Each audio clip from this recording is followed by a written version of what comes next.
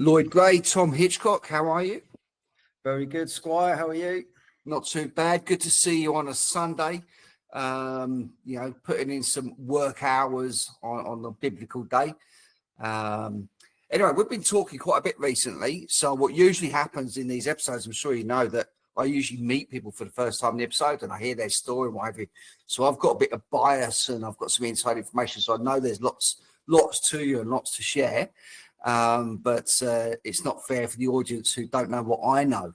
So, Lloyd, tell us a little bit about yourself, mate. Where are you from? What do you do? Tell us a little bit about yourself. Yeah, so a long and checkered past, no doubt. But yeah, no, I've been in Australia now for nearly 10 years. So moved here with my son in 2016 and decided to have a bit of a quieter life. Before that, Hong Kong for 5 years. And then before that, London. And before that, lived in KL. And then before that, was born in Africa. So it depends how long you want me to go back, mate, I suppose. Kirsty, where was you born in Africa?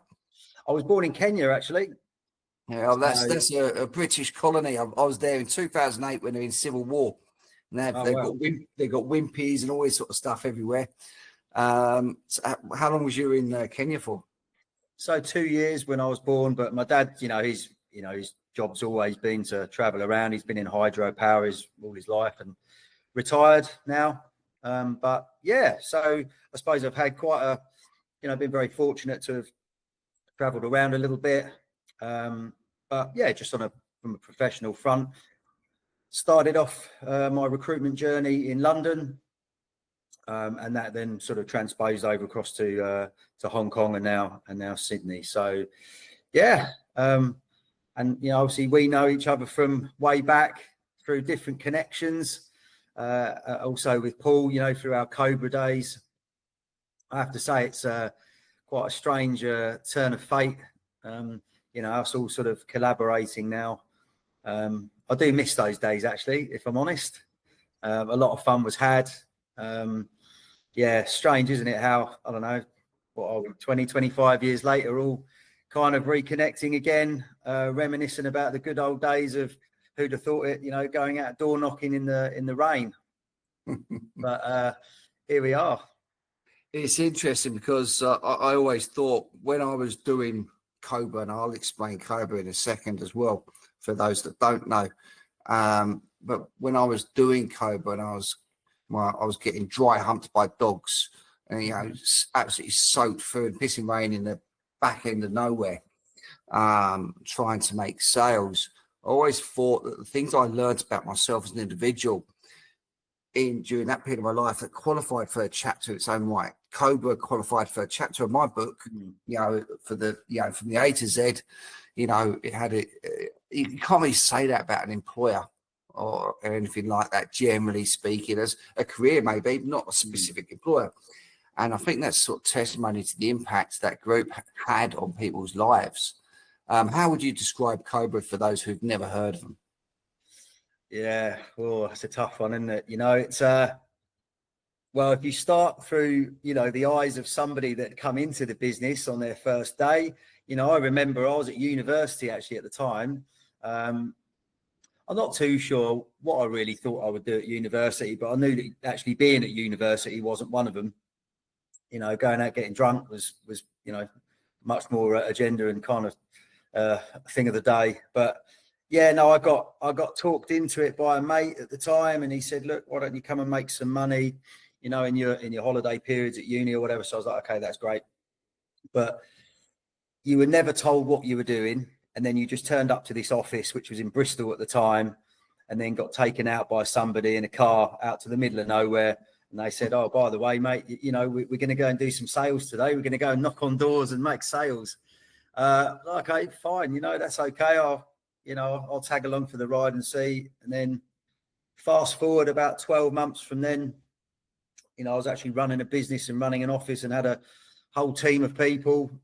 I think at one point I had about 50 people in my office, and we moved to Norwich and it was great times. But I don't know, to describe it to somebody, it's quite hard, isn't it? Because it's unusual. It's not like any other business. It's a bit of a cult in a way, but I don't know, everyone was bought into it. Everybody loved it. Everyone liked the camaraderie and teamwork. And, you know, almost like you were pitted against the odds to go out there and succeed no matter what. But, you know, it's like a business. They were very good at stirring that emotion up in people. I remember going to all the rallies and all the different things that we were invited to, and the owners' meetings abroad. You know, who thought that taking a load of like door knocking 25-year-olds to 5-star hotels in, you know, parts of Europe was a great idea? You know, that's always ended in disaster, always. But yeah, a lot of fun. But no, like, I don't know. It's it's very difficult to explain it to like an outsider. But yeah, no, I've got really fond memories of it actually. And I think, you know, from a personal point of view, teaching you how to overcome adversity, teaching you how to grit your teeth and, you know, I guess do what you got to do to succeed. You know, those were all things that I'd learned in my early 20s actually. So yeah, I don't know. I'm not sure what I'd be doing now had it not been for that. I think it taught me a lot of good life lessons, as well as, yeah, I guess general sales skills and things like that. So Yeah, so you're probably the same as me. It probably would qualify for a dedicated chapter in the book of Lloyd Gray. yeah, most definitely. And when you're talking about 25-year-olds going to 5-star hotels, resorts, and what have you, what could possibly go wrong? It just makes me think of the Wolf of Wall Street. That's the sort of thing. We're starting to lean to that world, or the world of work. And you know, you're smiling, you're laughing, because you're probably thinking of stories that we shouldn't be mentioning whilst we're being recorded. You know, too many, mate. Too many to mention. I mean, it always got to the point of these meetings where the guy that was at the top of the tree was like, gave a very stern warning to anybody. He's like, look, step out of line, and anything happens, like you're getting sent home. That was it, and we'll wind your business up. So yeah, obviously for it to get to that point, yeah, there was a few stories that went down. So I talk about it fondly now. Obviously, the world's moved on quite a bit. It's very hard to have that type of business with that same DNA right now. Okay, but it doesn't mean people have changed. It doesn't mean people have lost the skill to face adversity, to have that nous to go out and do anything to make it work. You know, to the point where when I was talking about this recently with someone who actually went on an observation day in Sydney, oddly enough. I likened it to national service. For me, you know, if my son turned around and said, right, I've just done an observation day, Dad, what do you reckon? I said, great, go for it. Yeah, I would say, shall I say, because I really think everyone, irrespective of where you go in your career, needs to have that type of experience just to see what it's like doing something that's less desirable, something that you don't really want to do, you haven't ventured out to do, that people probably advise you not to do, and to still persevere and have some success with it. It has a humbling experience, but it also really sharpens your interpersonal communication skills and your understanding of the self. Yeah. Like, I mean, it was never a glamorous job. I mean, I suppose the carrot was always get through the shit, you know, go out and do what you got to do, and knocking doors in the rain. But you know, one day you'll be an owner, as they were called. You know, you'll be an owner.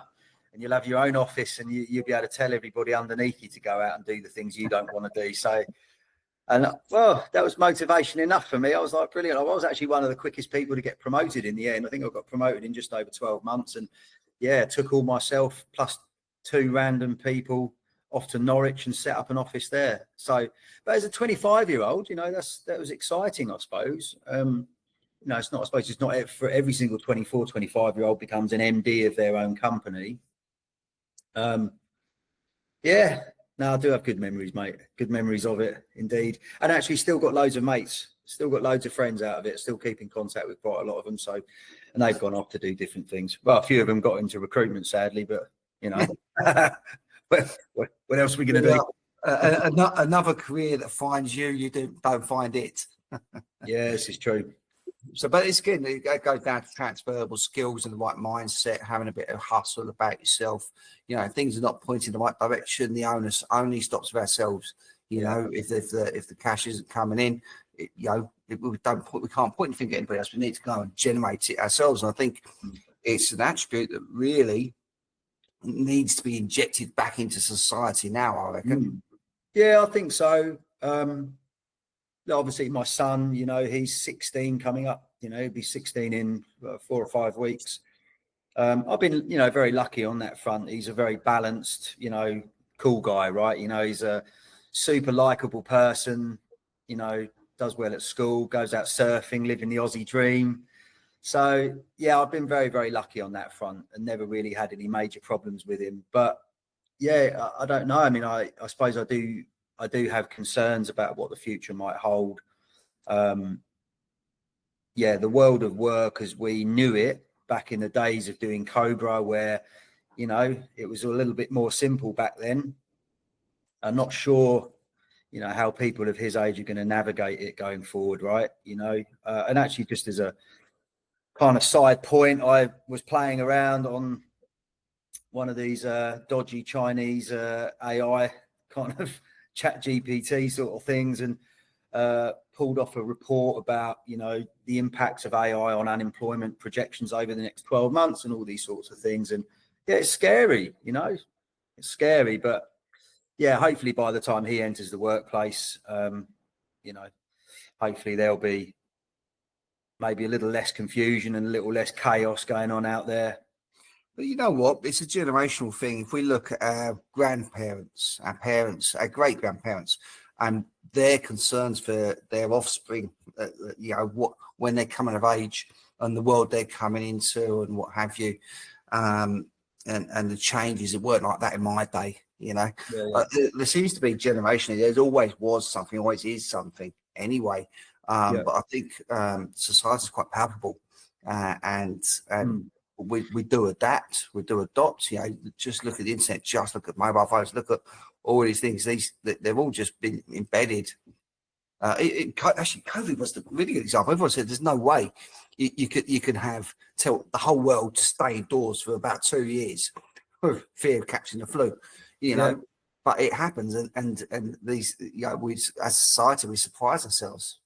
Yeah, I mean, I wouldn't say that I irk on the side of conspiracy theorist or anything like that, but I do have a fairly, I don't know, I'm not sure whether you'd call it pessimistic or whether you'd call it curious or whether you'd call it realistic. I don't know, but yeah, I just think if you were to step back and look at the world as it's developed over the last sort of 5 to 10 years, particularly, you know, people of our age, mate, we knew what it was like to grow up without mobile phones. And I'm a big believer. I think life actually was a lot better then. If you look at the overall net benefit to things like social media, things like mobile phones, I think it's, yeah, I don't see that we're getting a net benefit out of it. But yeah, it just feels different. And I think if you couple the fact that, you know, kids particularly, I'm just looking at it from, you know, like my son, kids of his age and what they're like, and, you know, how you perceive and how you view people of a certain age when you're out in the street or just out in the world.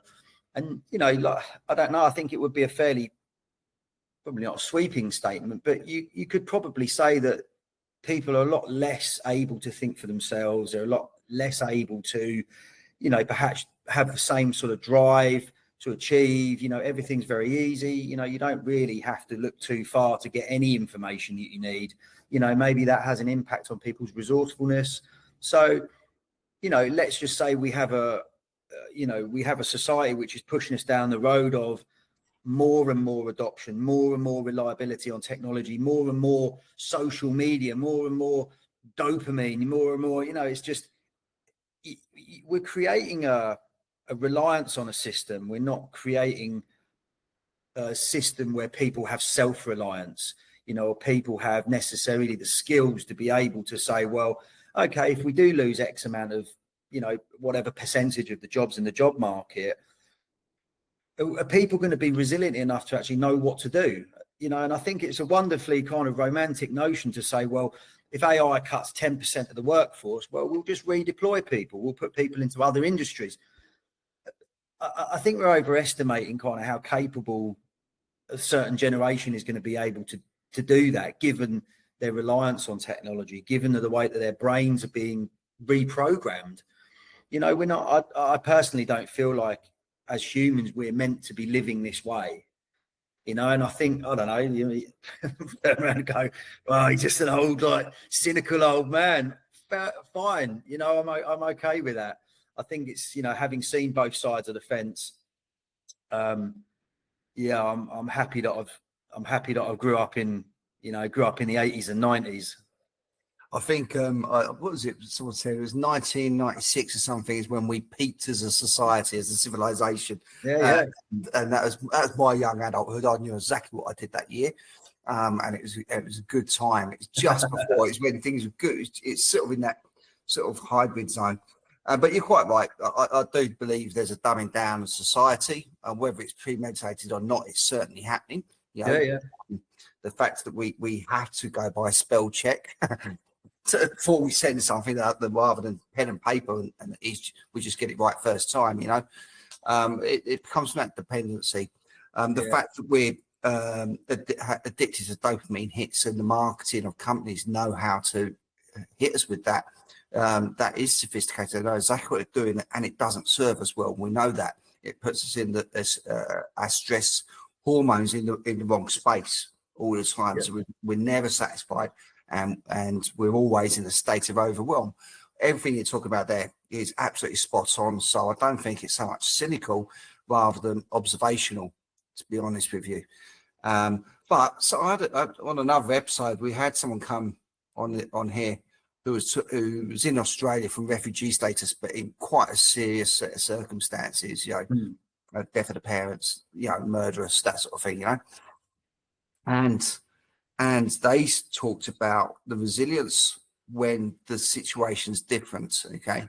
And what they're talking about there is the need versus want, okay? So we may want better things, we may want a better job, a solid career, all these wonderful things. A list of wants is high, you know. We have our own wants as well. When it comes to a position of need, you know, you need to feed your family, you're in a life or death situation, then the resourcefulness which is ingrained to us as human beings is there anyway. It just comes to the surface, and we have those capabilities. It's there, been there for thousands and thousands of years prior. You know, we're only at a snapshot in our history, and I think yes, it's dumbing us down now, but I don't think it's going to undo all our hard wiring from the thousands of years before. Yeah, you know, look, the society goes through various ebbs and flows and shifts, doesn't it? Yeah, I don't know. I think as parents, and also as, you know, like business people, as business owners, you know, it is our responsibility to try and instill the right values, you know, being someone that understands some of the more basic concepts of, you know, like treating people the right way, how to, you know, communicate properly, how to be resourceful, how to figure things out for yourself, how to be self-reliant, you know, all these things. Like, I don't know. And I think it's definitely our job, you know, as I say, as parents and people in the business world, to be kind of passing that down as best we can. You know, we may or may not do a good job of that, who knows, but I suppose the proof will be in the pudding if my son stays on the right tracks. But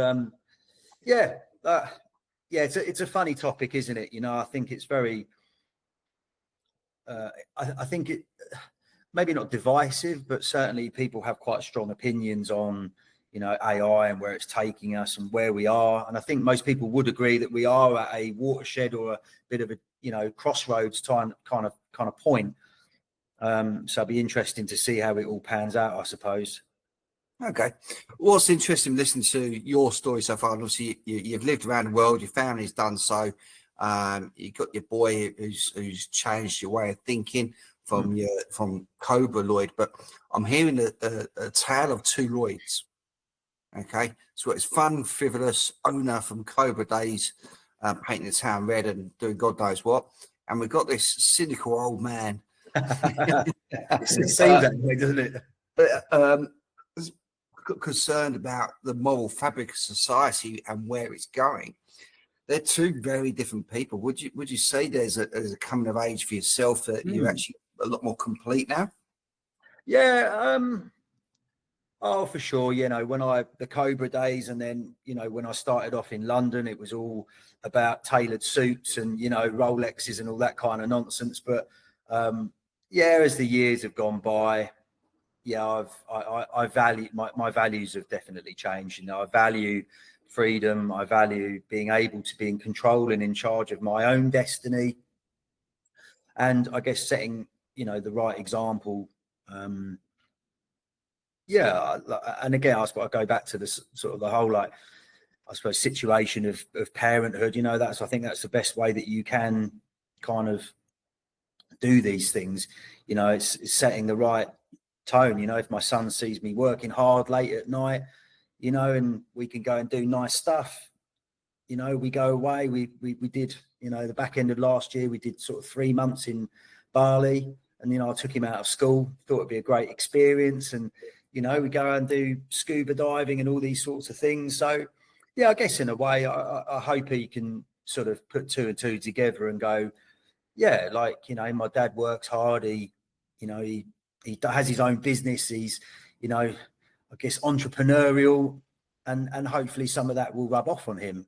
And I hope that, yeah, I'd never force him down that direction, but I do hope that, you know, he sees the, you know, the value in being your own man, and, you know, making your own decisions. Not that for any second I, you know, would dissuade him from being in a corporate job if that's what he wants to do. But yeah, I suppose the example's there, right? And it's, you know, that's all we can do really as parents. So, but yeah, to answer your question, mate, yeah, my values definitely are dramatically different back in from the beer swilling Cobra days, running about the place, you know, wanting to have a Lamborghini and a gold Rolex, to, you know, I'm happy to, you know, try and make a big success of my business as possible, and our business. And, you know, perhaps I'll go and live with a load of my mates in a commune in the countryside and grow my own vegetables, mate. You know, maybe that's where I'm going. Yes, it. We'll watch this space. We'll play this back to you in 10 years' time. Remember that marrow you promised me? Well, actually, as it happens, we're babysitting a friend of mine's dog. I've never had a dog before, and honestly, it's the most wonderful experience. So we get to have a sort of every now and then when they've got stuff to do or whatever, and yeah, it's brilliant. Yeah. So again, you know, 25-year-old Lloyd definitely wouldn't have said that either. So, Oh, mate, well, just as we wrap up, I've got two questions. One's a standard question. The other one is just trying to tie up what we've been talking about. There's a lot of thought and reflection in your story today. If you was to these episodes are evergreen, so they'll be here for a long time. Hope long past us. Okay, if you was to leave one message for the next generations from your learnt experiences, which maybe would install maybe some values to hold tight on and cherish, what would that advice be? oh, that's a difficult one, isn't it? That's hard. I don't want to come across as some sort of overly philosophical twat, you know. That's like Just a twat, just a twat. just a twat, yeah. Just a plonker. Oh, you know, I listen to a lot of Andy Frisella. I don't know if you know who that guy is, but for anybody watching this podcast and anybody that watches the video, I'd strongly suggest, you know, having a look at, you know, what he does. But one thing that has always resonated with me is personal excellence is the ultimate rebellion.